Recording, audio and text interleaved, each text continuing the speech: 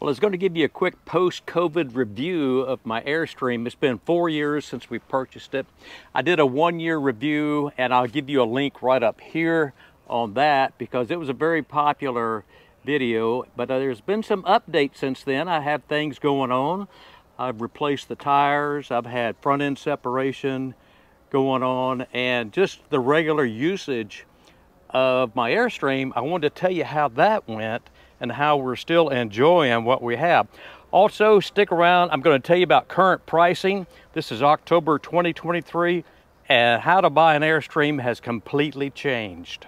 If you're wondering about these endurance tires by Goodyear, go ahead and take it from me. I love them. I got 4 years out of the first set, and I went ahead and changed them out, although you know they look pretty good. They were still had a lot of tread on them.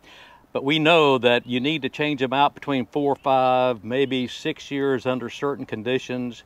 I do store my Airstream undercover so the tires are in the shade. But at 4 years, you know, take that safety precaution and just go ahead and swap them out.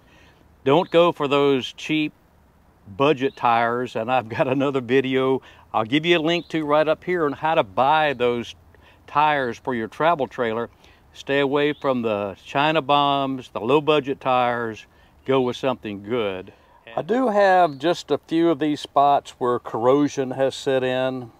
I know there's a name for this, something like filiform or something like that. And moving down here to the handle, this is probably the worst area that has got it right there. I don't know if I'm going to do anything with this or just take it for the long run and see how it turns out. But all in all, the outside skin is holding up well. I usually put the wax and seal Walbanize on this once a year. Well, I missed this past year. I didn't do that, but it's still looking good. And it's been cross country. It's been through all kind of climate conditions except hail. Knock on wood, we've had no experiences with hail. Speaking of hail, haha, if you've watched my channel, you know that I've had front end separation on my 27 front bed model here, where it would start to separate in here, the molding would come out. I popped a couple of rivets on both sides here, and I went into Jackson Center to have that fixed. And I don't want to get too much on the negative side here, but Jackson Center did a very quick job on it. They didn't do the thorough job that they said they would do. They only spent 4 hours fixing it. I got back on the road, drove home, and by the time I got home, it had come back already. I'm doing another video, watch for that one. It's on repairing the front end separation the correct way. With the rock guards, if you look at these at a certain angle, you're going to see some dents in here. They're pretty small, but that tells me they're doing what they're intended to do. They're stopping the stuff coming up off of the road that might damage your skin. Instead, the rock guard is taking the damage, and that's fine with me. There's a couple right there, right there. And if you're wondering how to keep these clean and shiny, these aren't too clean right now. But get those little cloths that you use on your stainless steel appliances in the kitchen. Usually you'll have a little tube of those wipes, because this is stainless steel, it's not aluminum. Give that a try. One area that has been quite troublesome over the years are the cabinets, and specifically these hinges. Now some folks say these hinges are easy to adjust, they come apart, and you know there's a couple of things to do. I do have some mechanical ability, but these hinges have stumped me. I've been able to get 1 or 2 back into place, but they basically are really a pain in the rear, and I think Airstream should replace them with a different type of hinge. I would really like to see a piano hinge all the way down through here, like what you see on the bathroom door. See this hinge that goes all the way down? Of course that's more expensive, but it's going to be there forever. I've had one of my doors that has warped a little bit, and it's just not going to stay shut, so I'll have to live with that. We did have the Baraldi vent hood replaced while under warranty because it was shutting off every time we were cooking. and it was an issue with a heat sensor inside the vent here that once hot air started going up, it would shut itself off. And that's exactly what it's supposed to do, is take that hot air out of your trailer. It was shutting off. The manufacturer said it was fine. It was designed that way. It's a safety issue. We had ours changed out at Jackson Center, and so far this one here hasn't shut off on us. So maybe they've done something to the heat sensor in there.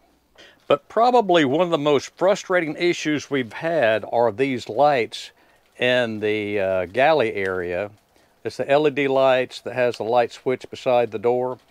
Well, the lights got to where they were starting to flicker off and on, sometimes not even coming on at all. So when I took it in for maintenance, I asked that the light switch be looked at. There's got to be a short or something in there. It's got the dimmer here like this. And by the way, that light switch costs $75, so they're not cheap to swap out.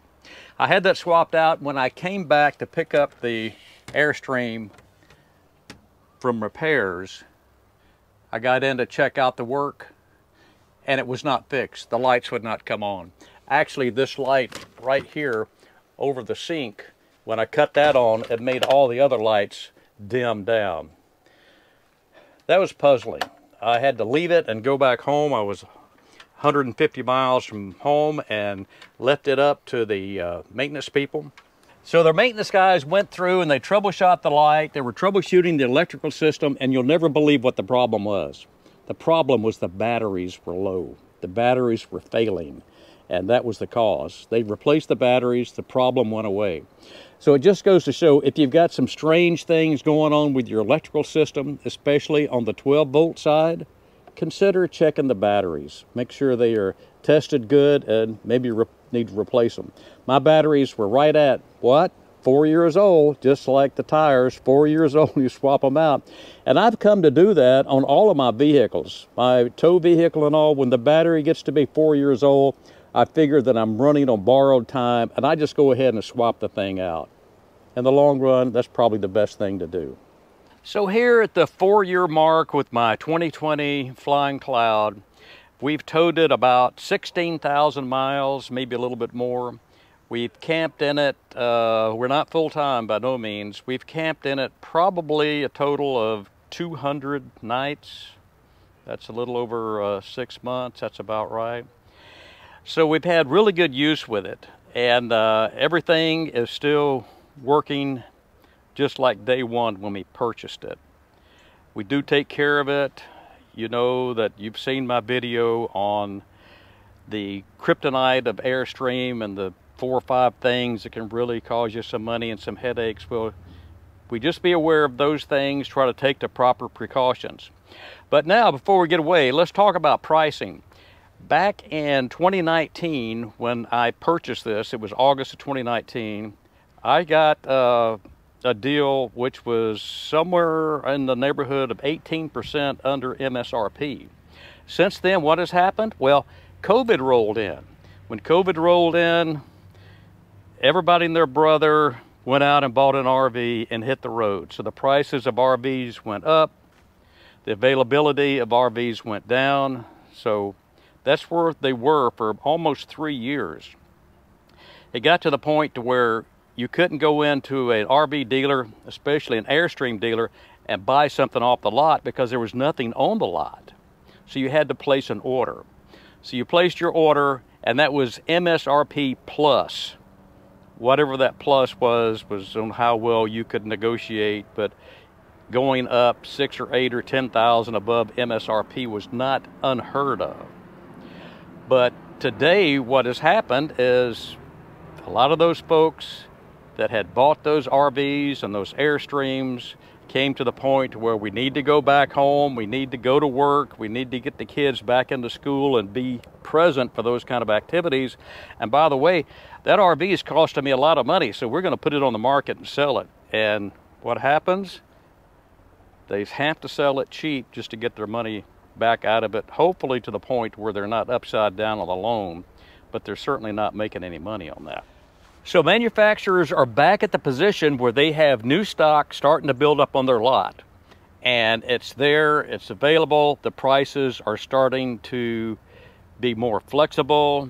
MSRP, I see some folks going below MSRP. And to give you just one example of where the dealers are now, or at least one dealer, is that one of my viewers had posted a comment on my kryptonite video that says that they went and canceled their order for a new Airstream with their dealer, and they managed to get their deposit back, but the dealer said, and I'm going to quote here, the dealer said, "Don't show your face around here again," end quote. Now, I'm sure that was just one dealer, and who knows what the facts are behind this, but the dealers are a little more desperate now to get your business than they ever have been in the last 3 years. This is probably a good time to get out there and start shopping. Winter's coming on. They want to move that new inventory off of their lot. So if you are on the fence of buying or not buying a new unit, you might want to go ahead and get a little more proactive, see what kind of price you can get over the winter, and make that deal by spring. Because in spring, people will be back out there heavily shopping. The prices are going to fluctuate again. So this may be the first winter in 3 years that you'll be able to go out and get a deal on an Airstream or any other RV. Well, if you learned something today from this video, or maybe you found it interesting, please go ahead and click that like button and consider subscribing to my channel and stay up with my latest videos. Until next time, I hope to see you down the road.